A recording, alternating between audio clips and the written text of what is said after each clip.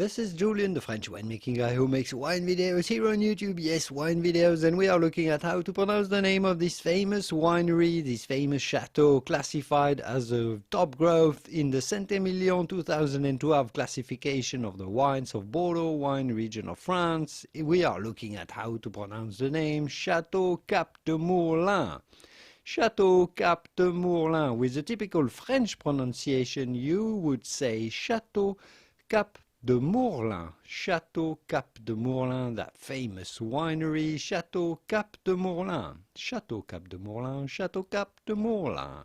I hope this video was useful. If it was, give it a quick thumb up before you go to support my work, and I will see you soon in the wonderful world of wine. Here is a video explaining all the details and all the chateaux of the Saint-Émilion 2012 classification.